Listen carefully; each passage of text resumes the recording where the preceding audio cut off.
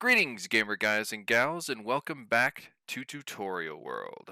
Now, where we last left off, we did a little bit of mapping, and I ended up going over a few things here and there about certain things. I don't remember, even though it was only 2 days ago. No, I'm just kidding. I do remember.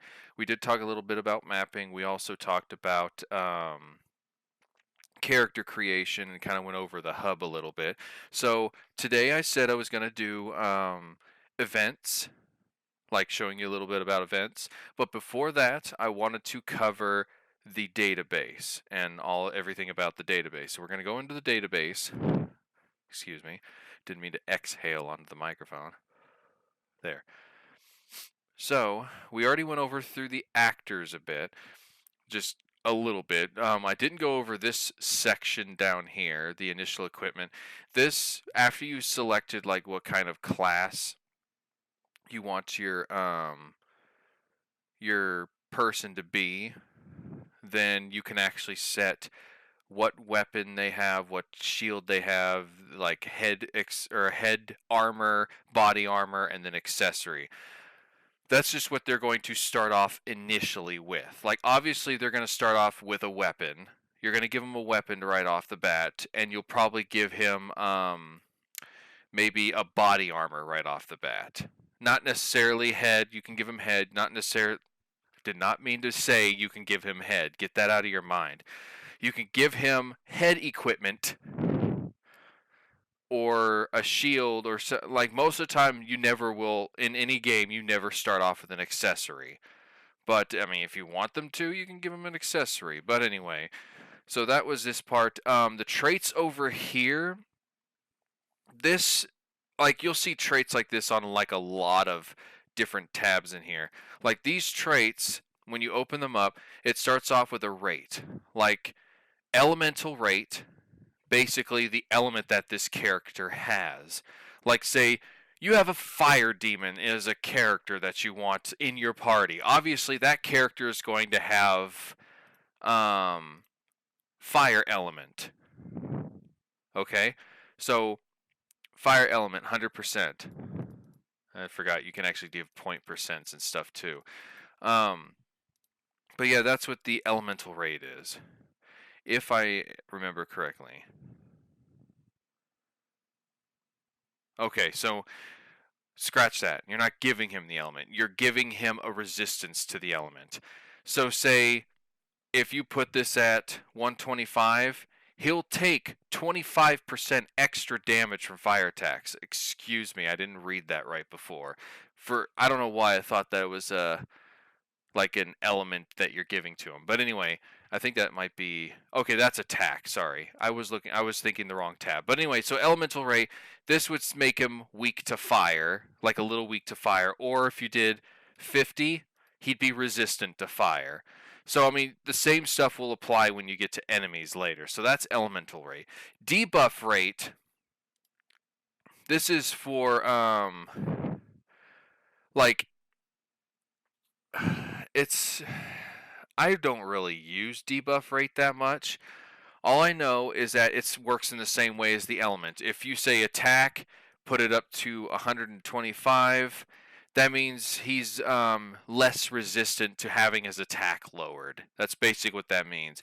Or if you put it to 50, not 550, if you put it to 50, he would be resistant to having his attack lowered. That's basically, it's the same thing with the states too. Like you can make him immune to knockout by putting this at 0%. Like literally, put it 0%, your character cannot be KO'd. But that's kind of ridiculous.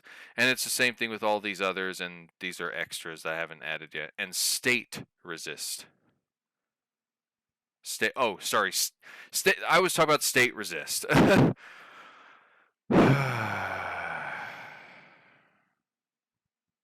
Wait, changes the probability at which the use of a skill or item will succeed in applying the state. Okay. So it's really, I was explaining the resist on the rate yet again. So this is state resist. State rate. This basically what it meant was that if you're using a skill or an item that inflicts this state, you can have it like an extra 25% chance of inflict, or basically you're not going to use state rate on your character. Anyway, going over to parameters. Um, parameters. I'm like trying to think of the reason why you would have. You wouldn't really change like parameters for like your starting character. This is mostly for like items and stuff. I mean, now hit rates, that's different. You can have their hit rate at like, you can have it to where a character will start off with a hit rate of 5%, like a plus 5% based off of what they already have. So that would be great for like archers or gunners, characters that need the accuracy. I was going to say accessibility for some reason. And then it goes down like, this is stuff you could probably give to your character. Like say you have a magic person, you might give them a little like, I think that's what the parameters for. Like you might give them a little extra magic defense or special parameters. This right here. Oh, this is where you would actually do magical. This is where you would give them magical damage. Like if you had a magic character and you want them to take less damage from magic attacks, you could say magic damage and say, I don't know, maybe 80%. They'll only take 80% of the attack. Stuff like that. Same thing with like a character who's heavy set in armor. He might only take 80% of physical damage, and that's basically what this does too. Pharmacology, that basically it's for a character who uses items a lot. Like say you used a potion, instead of it doing you might say it doubles the strength of a potion, so you would set it to 200%. That's basically what pharmacology is, and I'll probably go over some of these like a later time. I'm not going to go over every single right now. So this is what I meant before. Attack element. You can have them set to have a fire attack element. Same thing with a state. You can have it to where you can put it to where they'll inflict not immortal, but poison with their attack stat. But might want to say, I don't know, 30% of the time they might inflict poison.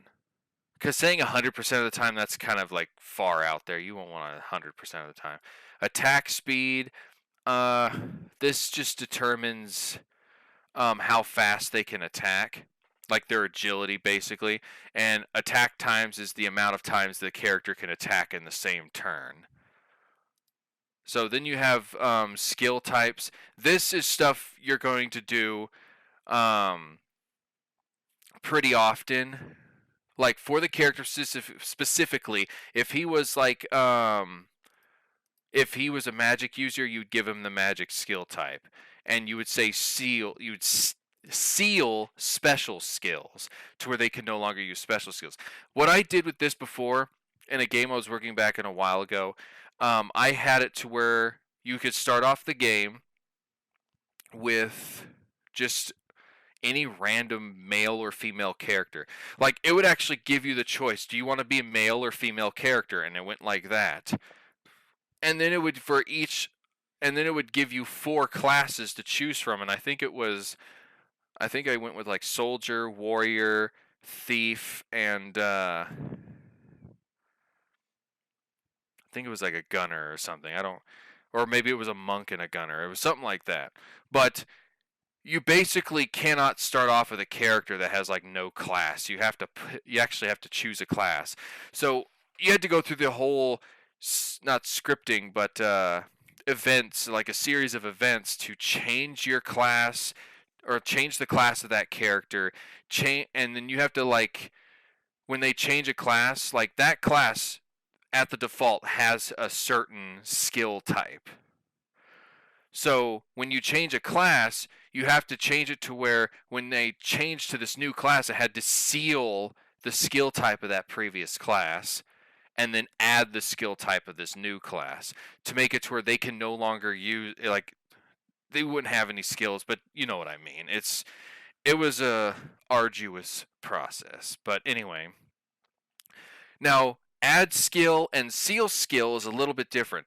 Add skill, say you want them to start off with the fire magic. And seal skill, if they started off with like maybe triple attack, you would say you would seal triple attack so they can no longer use triple attack. So you can actually do quite a bit of interesting stuff with that. Equip, this is telling you what type of equipment this character specifically can use. So, like, if you want them to equip daggers, they can only equip daggers. Or you equip armor, general armor, heavy armor, light armor, that kind of stuff. Lock equip, meaning, well, now that I think about it, the difference between lock equip and seal equip, I'm not entirely sure with that one just yet. Okay, so it prevents you from being able to change equipment. That's what it was. So, like, say if you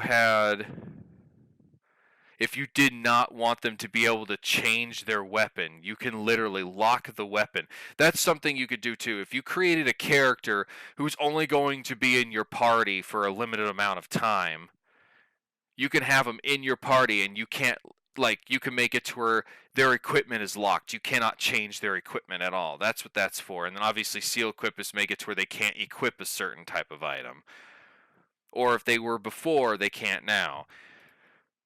And then slot type, this you can, I believe you can create more slot types, but the default is either normal or they can dual wield. Basically, they can either have a weapon and a shield or two weapons. So that's what that is. Other action times, this is like, again, it increases the number of actions that can be performed in the battle. Well, what's the difference here? Action time. So this is attack time, and this is action times. Like, this basically means you can actually set it to a percent of how, like, how often they might be able to do 2 attacks or something. And then a special flag, like, that you can make it to where the character will auto battle or substitute, preserve TP, that kind of stuff. Collapse effect, this is the effect that you give the character for if the character gets KO'd. Like, you're going to leave it at normal. You're obviously not going to make your character to, like, collapse like a boss, but... And then the party ability, these are actually pretty good too. Like, you could end up getting a character in your time for like a limited amount of time that might double the amount of gold you get, or double or the drop items, or make it to where you don't you cannot be surprise attacked or preemptively struck. You can get a preemptive attack, but you won't be attacked. But that's also pretty cool. So there's that kind of stuff there. And when we go over to classes, you could do this, like, this stuff is usually always already here. This is like the default right here. So you're not going to really get into doing too much in this. I mean, you can, but you can always leave it to the default or change a little bit depending on which character you have. And then also you have these here. Say you had a magic character, obviously they're not going to have as high of an HP as like a soldier in armor, but they're obviously going to have more MP than a soldier in armor. It's the same thing with attack and defense. Magic user will have lower attack and defense, but higher magic attack and magic defense, whereas a warrior will have higher attack and defense, but lower magic attack and magic defense. And obviously, like, if you have a thief or a what's the word, like a ranger, like an archer, someone, they're going to have high agility. A thief will have high luck. And but that's usually about the things that kind of go here. Like a person clad in armor, they're not going to be very fast. Or a person in, like, that's draped in robes, they're probably not going to be pretty fast. It's people who are going to be wearing kind of like cloth and light based armor to where they can have that kind of agility. So that's pretty much all the stuff here. And then you have like the skills you can give for each class. Notes, I forgot to mention the note section. The note section you're never probably going to use unless unless you're going with the plugins in this game, to where you can put extra information in here that gives the weapon or the armor or the skill some other kind of effect that's not naturally in the program. You have to rely onto a plugin for that. But I'll talk about plugins in a much later episode. So then we move on to skills. As you can see, I've already kind of done a little bit over here. Got all my black magic and my white magic kind of stuff, and I was kind of working on that the other day. Ignore the notes. I forgot I had this in here and I forgot to erase it, but oh well. All this really does here is give it to where whenever you do a physical attack in battle, it'll have a special animation for it than other than the default. But anyway, so when you're under the skills, you obviously have an attack name, you choose an icon. You're never going to mess with attack or guard. These are two default commands. They are up here for a reason. I mean, if you want to make it to where attack is a little higher or a little lower, you can, or if you want to change the formula, but I advise you to not change attack unless you know what you're doing. Same thing with guard. Never change guard unless you know what you're doing. Always leave these at 1 and 2, because those are two actions that every character has. Now, we get into these. Same thing with escape and wait. Those two are also skills that every character has. Never mess with them. Escape obviously allows you to flee from battle, and wait just makes it to where you pass a turn doing nothing. So, if you're going to wait, you might as well guard anyway, but never mess with these two either. So, dual, double, and triple attack, they're just basic attacks. Dual attack allows you to attack an enemy twice. Double attack allows you to attack 2 different enemies. And triple attack is 3 different enemies. Well, 3 random enemies, but still, it's going to have the same power as attack. You're just able to do more attack damages. But so anyway, you have the name, the icon that you can click on, and you could choose from all these different icons. There's also a way you can put in more icons. I'll get into that in another day. Then obviously you have the description, and then when you go to your skill type, you select if you want it to have a type, you can, but if it's like you would have it set to, is it a magic attack? Is it a special attack, like a special attack for that character? Like say fire. Fire's a magic attack, obviously. And then Crush Claw and Minus Strike, Sting and Quick Strike, those are two attacks that I created. So Crush Claw and Minus Strike, they're obviously special attacks. Sting and Quick Strike. Quick Strike is also a special attack, but Sting I created for like a Wasp character or a Wasp enemy. But anyway, we'll get to that later. So then we have the MP cost. You set how much you want it to cost for to use.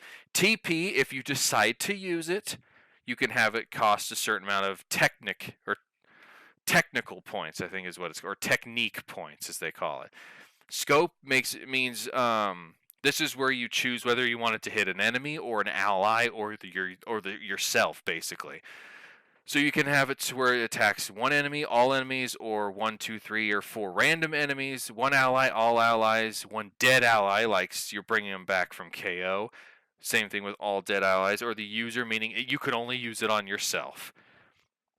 Okay, so occasion, this is also a big one that some people always forget to do. Like, say, curing magic for healing HP, that's something you want to have it to set to always, so you can use it both in and outside of battle. Then there's like fire, using fire magic. That is something you can only use when in battle. You can't use it out on the field. And then you can make it to where there are certain items that you can only use in the menu screen. And then we get to key items, like every RPG has key items that you just can't use willy-nilly. You're going to have those set to never, because you'll have them for a specific reason. And then obviously speed, if you increase this, like Quick Strike right here, if I wanted it to be faster, I can change this to 100. It has 100 to the user's speed, giving him a little higher priority to its attack. So if an enemy outspeeds everybody, he can use Quick Strike to try and it's kind of like Quick Attack from Pokemon basically. And then success rate, you could set it to 100. It's just because enemies will have an evasion of some kind, so it's never actually going to be 100%. You can actually set it to where a skill will never miss. I'm trying to remember what the highest amount you can set it to. I guess it is 100. You can't go higher than 100, but oh well. So then you can have it repeat. When it says repeat 1, it actually just means once. If you go to twice, then it will actually use the skill twice. And of course, you can have it to where you can use the skill to gain TP, to gain technic points. Hit type you can change to physical or magical. Certain hit means it'll never miss, whereas physical and magical attacks can miss. But if you have it set to certain hit, it can't miss. So say you use it on like your partner, like you're trying to buff up their armor defense or something. Certain hit makes it to where it can't miss. But if it was just a magic attack, it could miss, and you don't want that to happen. So, and also when it comes to using magic to like, or a skill that'll inflict a status effect on the enemy, those have to be either magical or physical. If you had it set to certain, it'll pretty much poison them or whatever every time unless they have some kind of resistance to it. So then animation, this is where you choose an animation for your skill. You can create your own. We'll get to that tab in a second. Message, this just basically says uses blah. This section right here fills in the name of the ability. Like you can say cast, does, uses, performs, all that kind of stuff. Then you have weapon types. This is a thing to where you could set it to where skill will only use you can only use a skill depending on the weapon you have equipped. Okay. So and then you have the damage formula. Again, this is something you don't want to mess with unless you really know what you're doing. I mean, you can highlight over to know what each thing means, but it is always best to get help with this kind of formula, because if you don't know what you're doing, you'll make an insanely high attack or something that'll like insta kill everything, and you don't want that. It'll make the game too easy. So that's about it for here. Items, it's basically the same thing: speed, success rate, kind of that kind of stuff. Certain hit. See, items are also a certain hit, and then heal 1. I did forget to mention that over here, under the damage type, you can set it to where it's HP damage, MP damage, HP recover, MP recover, HP drain, MP drain. So that's always the kind of, you can set a certain element to it if you want. Variance, now this is pretty interesting too. Variance basically means it could do up to 20% more or 20% less. That's basically the range it's saying it'll do. So, and then critical hits, I think, automatically double the amount of damage when it's a critical hit. So you can set like fire, like magic attacks, like fire. They don't normally have critical hits, but if you have like say quick strike is a physical attack, and yes, it can have a critical hit. So it's always interesting to look at. So now we go down to items. We basically, it's the same thing here. This is also, instead of doing HP damage like this, there's a little thing here for effects where you would go to do HP recover 200.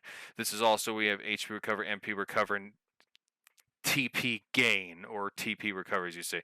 This is also where you would set an item to either add a state like poison or remove a state. And if you're going to set it to remove a state, it's going to be 100%. You don't want to use an item. It's like, oh, there's a 50-50 chance of removing poison. Sorry. So, yeah, but you're mostly going to leave it as 100%. And it's the same thing with adding buffs and debuffs. Like if you use a potion that's supposed to increase your attack for 5 turns, and you can do it that way. Or add a debuff, like you use an item on an enemy to lower their attack for 5 turns. Or even an item that will remove a debuff or remove or buff or something. Like an item, like an enemy, you increase their attack for 5 turns. You can use an item to lower or return their attack back to normal. And then special effect, an item that allows you to escape. An item that'll increase the character's max HP, MP attack, stuff like that. An item that can teach you a skill that can actually be useful for later, and another item that calls on a common event. I'll talk about common events at another time. So weapons, it's the same thing. You can, pretty self-explanatory for the most part, increase your character's attack strength by 12, and setting the weapon type right here. also the animation, the price for if you buy it from a market, description, name, icon, and all this kind of stuff here. Same thing as classes. You can attack element. These are like basically default. Hit rate plus 0%, that kind of stuff. So armor, it's the same thing. Increase defenses basically. Though I don't know. So I have it set to where gloves don't increase anything here. It just increases your evasion and magic evasion. And same thing with like normal gloves, increases evasion and magic evasion. That's always very useful to have around. Leather shirt increases defense, bronze bronze armor, defense by 8, that kind of stuff. Enemies tab. This is where you actually create a bunch of different enemies. Now, when you get into this to create an enemy, you can actually change its coloring too. Like if you want it to be a green slime, you can change its hue to green, or a red slime, a lava slime, whatever you want to call this thing. That makes it very unique. The only thing you can't really do that to, which kind of sucks, are humans, because when you're changing their hue color for their outfits and stuff, you're also changing their skin color. So you might think, oh, a green outfit might look on this, but now his skin color's purple. But so it's usually always the best for like changing the hue color on enemies. If you're going to change the hue color on people, you're going to have to open them up into Photoshop or something and change their color of their outfits and stuff there. So that way you're not changing their skin color. So that's the way you set their color. Then you're also going to set their stats, their name, any kind of parameters like element rate. Say this slime is weak to fire, so it'll take 200% damage from fire attacks. And also for any dropped items, the amount of experience you gain, then this is the type of attacks that they will have. Like here, he might be able to use Blizzard, which makes him the reason why he takes 200 damage from fire attacks. He's weak to fire. So he'll attack or use Blizzard. And the rating system, the way it goes, the closer it is to 1, the sooner it will use it. The farther away from 1, the less of a chance he'll use it. So it'll just do a normal attack more often than using Blizzard. So that's basically the enemy page. Going on to troops, this is where you set up your battles. Like if you want it to where 2 slimes will be in this battle, you'll fight 2 slimes, or 2 hornets, or 3 or 4, or 3 slimes, or a hornet or 2 slimes and a hornet right here, or 2 hornets and a slime. This is where, let's say we go to 8, you've got this blank screen, you go over here and click on this and hit add, and then hit add. It'll automatically add 2, and then you can move them around.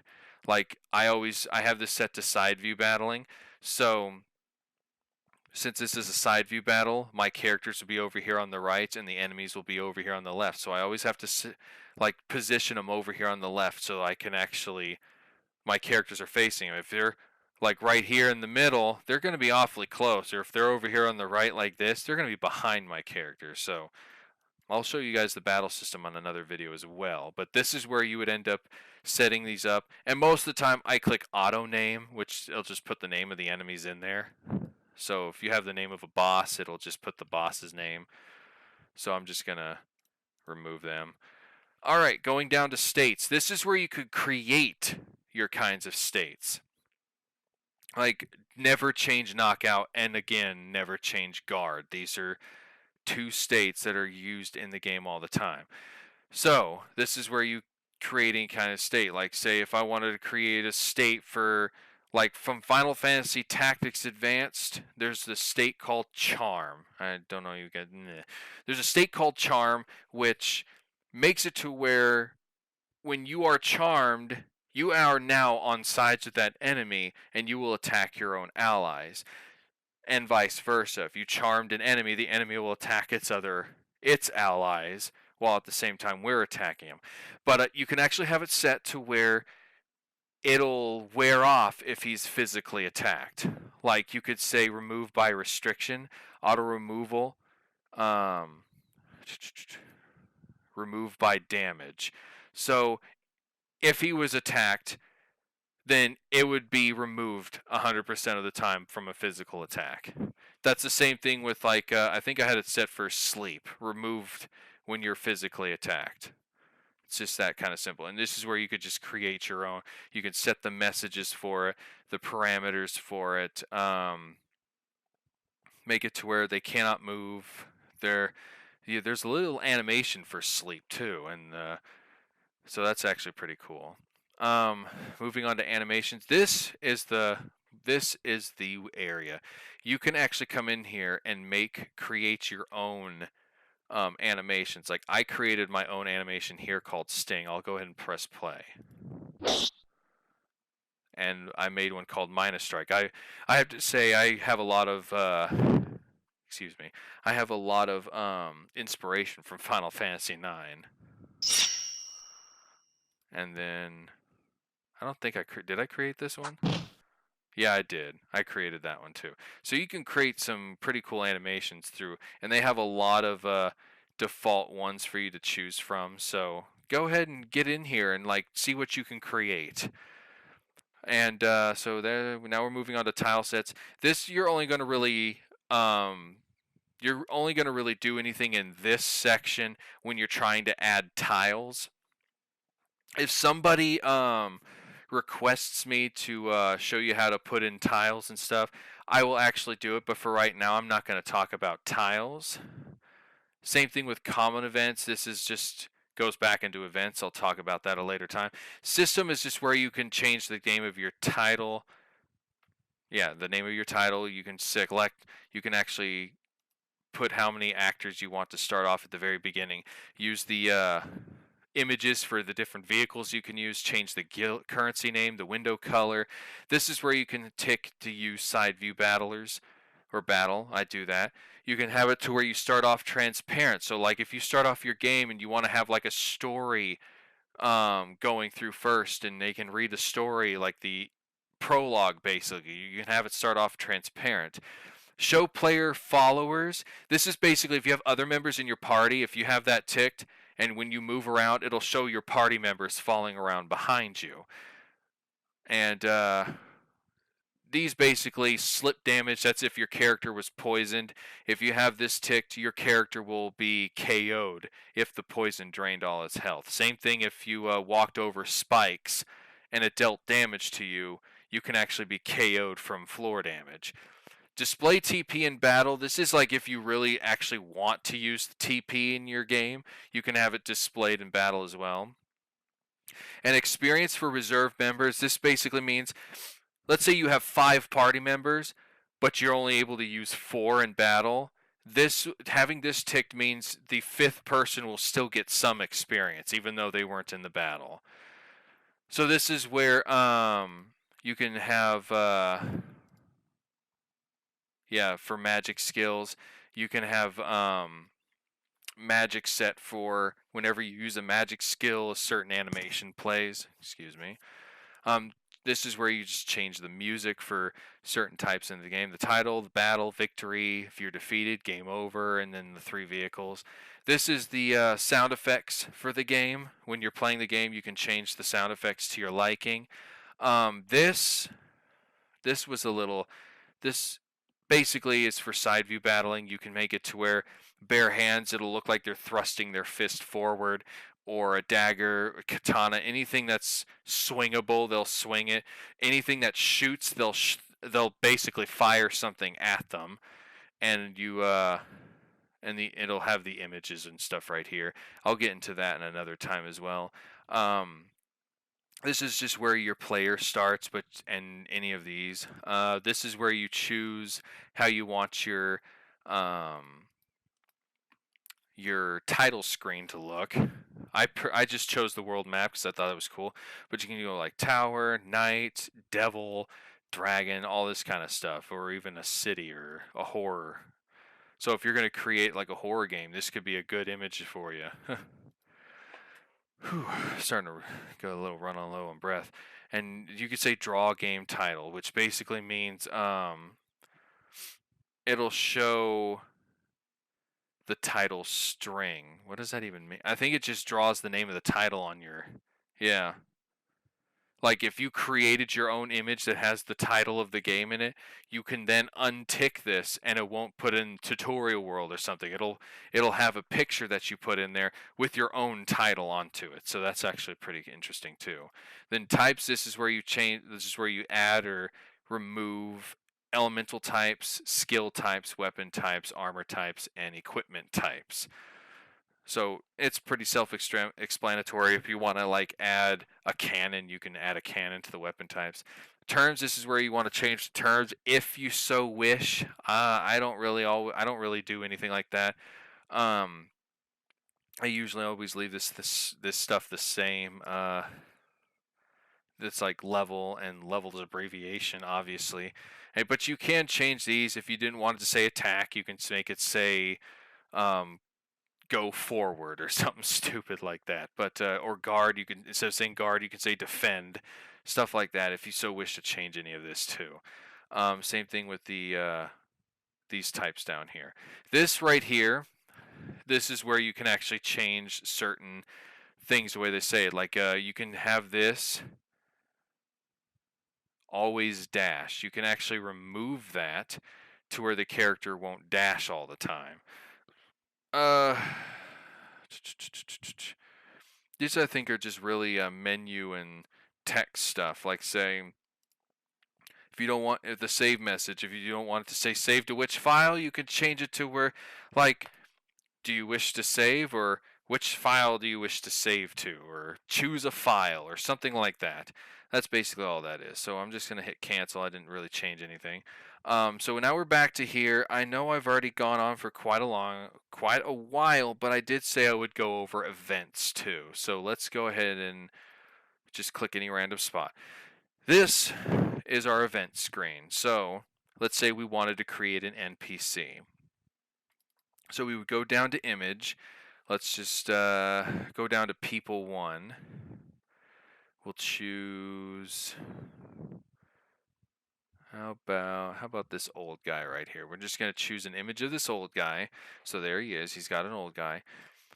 So when we go down to these options, walking, basically if he moves, he'll have a walking animation. Stepping animation means he'll move in place. Direction fix means if you talk to him, he won't turn towards you. So he's just fixed in that. And through basically makes it to where you can just walk through him, which is kind of weird.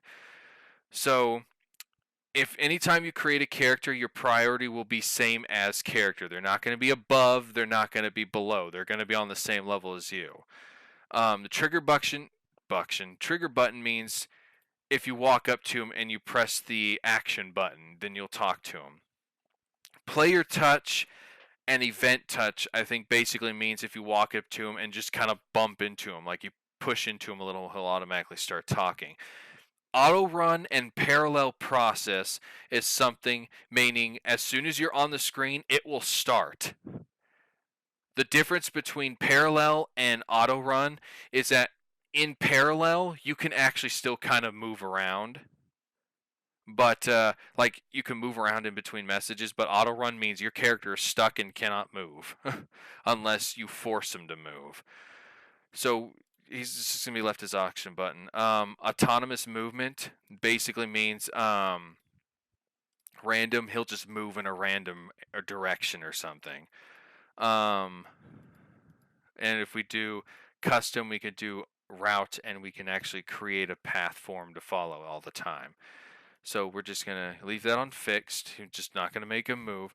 I'm not going to go into switches and variables and stuff like that right now either. I'm just going over the basics of setting up an event. So now we're under content, so we're going to create something.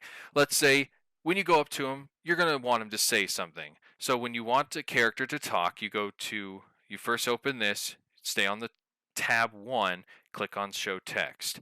This is where you can end up setting a text form. So let's give him a face. So we were people 1. This would be the face graphic form. So we'll make him say something like, hello, not help. Help. I keep hitting P for some reason. Hello, whippersnapper. That's what he'll say. So there's a reason why there's a fine line right here in this spot. Basically meaning if you have a face graphic, This first area right here is the amount of space you can use. If you don't have a face graphic, you can actually go out further to this side too.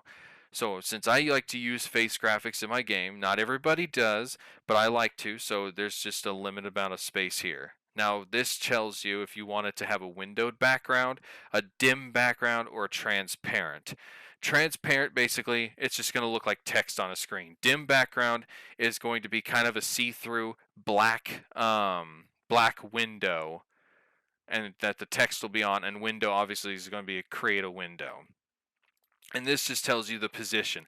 Like say you're talking to a character that's up in this part, you're going to have the text pop up at the bottom. But if he was down in like this bottom left corner, you're going to make it pop over the top so it doesn't cover you. So since he's closer to the top, we'll just keep it as bottom. So we'll hit OK. Batch entry, most people don't end up using that, so it's really nothing important. It just gives you a lot more than just 4 lines on the screen. So now he's set to say, hello, whippersnapper, and that'll be the end of the conversation. So I'm going to hit apply, hit OK, and since we're still starting right here, we're going to hit play. Yes, we're going to save changes. So the game will come up eventually. It's taking a while to load for some reason. Come on. There we go. So we're going to hit new game. And now we're just kind of walking around out here going, la-di-doo-di-doo, just mind our own business. And hey, there's an old man here. Let's talk to him. We're going to hit Z. Z is the default. So it came up, so he's like, hello, whippersnapper, and that's it. And there's our first conversation. Notice how there's also a little sound during the text. I don't remember if that's by default or if I have a plugin that's doing that. I can't remember. But so there we have ourselves an old man that loves to talk. Now, just real quick, let's see. Let's make him say something else. Nah, you're not a kid. There we go. Let's make him say something else. Make him say, how are you this fine afternoon? How are you this fine afternoon? So we're going to make him say that. So now he's going to ask us a question. So now we can actually do something for us to do. So we're going to hit show choices. Now this is where you can actually type in your different choices. You can, instead of say yes, you can say I'm just fine. Or instead of that, we can say could be better. Or for number 3, we can say I'm feeling terrible, or something like that. Something to that effect. So you've got 3 different choices to choose from. And we're just going to leave it windowed, position. Yeah, position right basically means your choices will appear on the right side. And this is like default. We're not going to have any default. And cancel, we'll do disallow. Usually, basically cancel means if you hit the cancel button, like say if it said yes or no, cancel will automatically go to no. And default might automatically go to yes or something. But there is no default. So, and there is no cancel. So we'll hit OK. So now 3 different branches come up for each choice. So we can now make this old man say something each time. So instead of doing this, I'm just going to copy and paste this conversation here, and we'll just change his text for each answer. Now he'll say, glad to hear it. I'm pretty well too. So there we go. And now he says, could be better. So now he'll say something different. I hope things look up for you soon. Well, I hope things look up for you soon. And now we'll change what he says here. I'm sorry to hear that.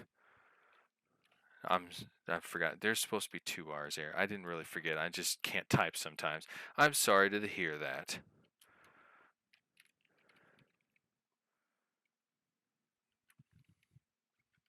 let's make him say something, may you find your happiness, or something like that. So now he has all these different choices.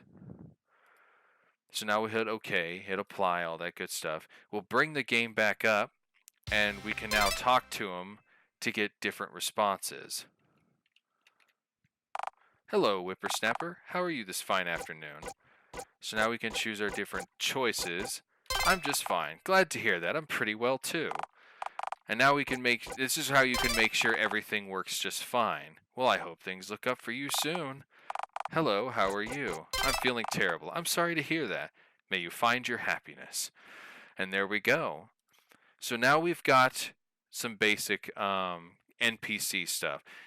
Now, more often than anything else, if say you wanted to create a treasure chest, a lot of the times by default you can actually right click a spot and go to quick event creation. This is where you could do a quick transfer, a quick door, a treasure chest, or an inn. And these are really super helpful, so you don't have to set it up every time all the time. So let's say we do a quick treasure. So now we have a treasure chest icon, which you can actually choose any other chest that you want. So chest icon, we can say, let's do 1,000. Let's get generous. 1,000 gold in that chest. So I'm going to go in here and show you. This also utilizes switches too. It'll play a sound effect for when the chest opens. The movement route is used to make it to where it looks like the chest is opening up. So when you go here, that's why it's saying it's going to face a direction, face another direction, and then face. This is facing down. I think it's left, right, and then up. So it would literally make it to where the chest turns left, turns right, and turns up. And that's what makes it look like the chest is opening. So then it'll do that. Then it'll say Control Self Switch A on, change your gold by 1,000, and then have a text saying 1,000 G were found. Or in this case, I'll change it to where it says, I think 1,000/G, it'll change it to where it says gil, and I want to space that. So it says 1,000 gil were found. So there we go. And the reason why it says Control Self Switch A on, you go over here and it says Self Switch A is on, and it shows an image of the chest already opened and it's directional fixed. Basically meaning once that switch is on, this switch now takes priority. So even when you leave the area and come back, the chest will already still be open. It makes it to where you can't just keep opening the chest over and over and over and keep finding more and more money somehow.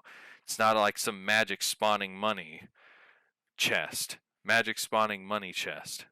But anyway, that's the whole point of the self switches. You make it to where when something happens, you can turn on that self switch to where it can't happen again.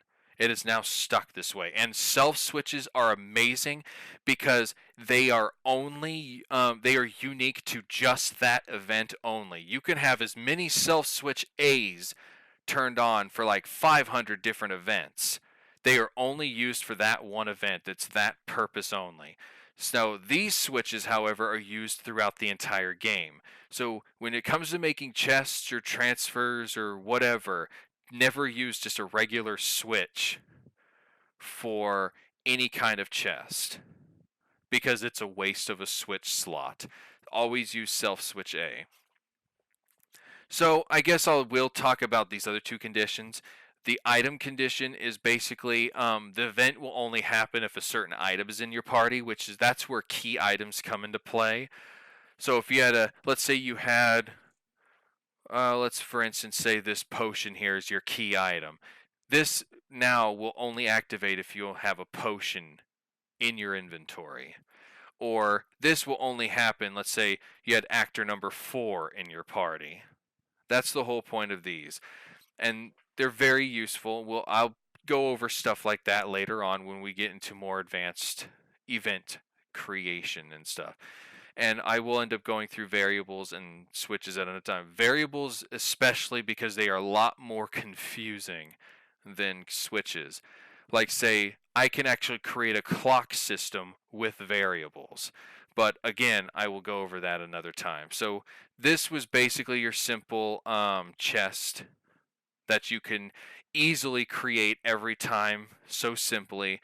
just by right clicking and do quick event. And just like a transfer, you pick, let's say I went, hold on, let's say I right click here, go to quick event, door, I choose a door, I'll just go like that, and I'll choose a random spot on the map.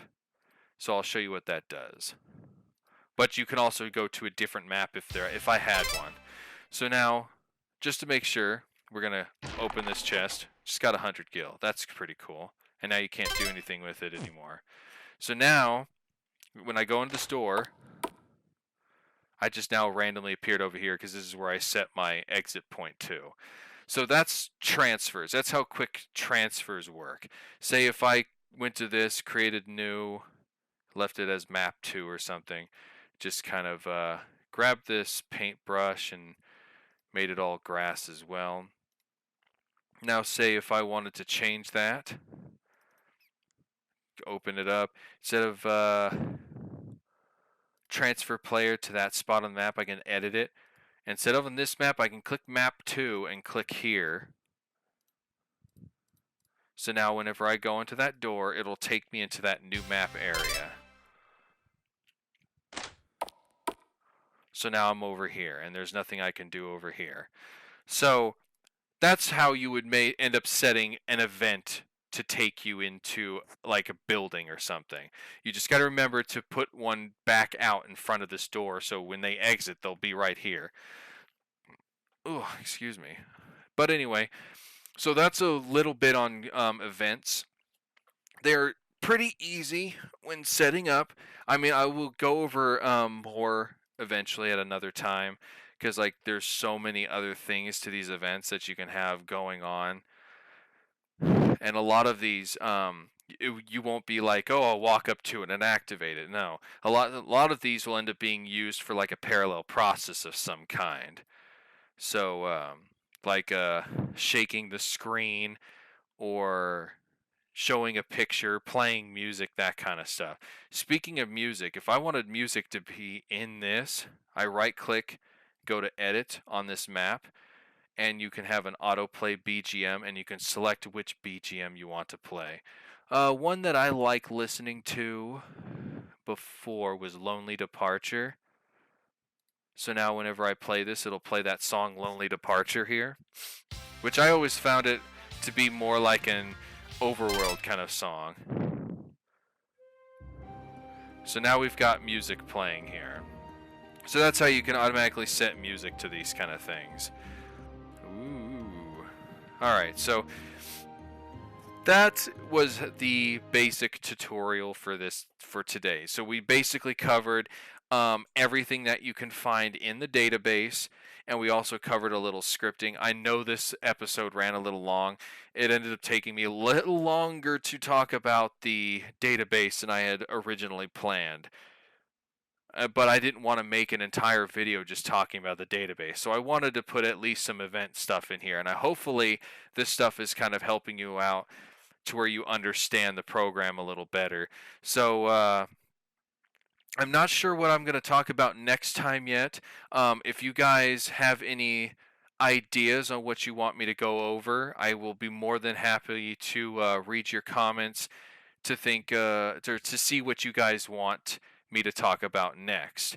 I think I might end up bringing up the fact, like a little trick that you can do for like creating maps and stuff. I might like open up the next episode with that. But for now, I'm just going to think about what I want to do. If you guys, like I said, if you have any thoughts, let me know. I will be sure to implement them at some point, maybe in the next episode too. So with that said, you go away, Facebook thing.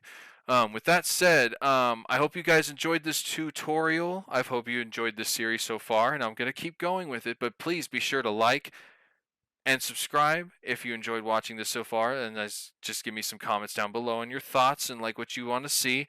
And I will see you guys in the next episode of Tutorial World.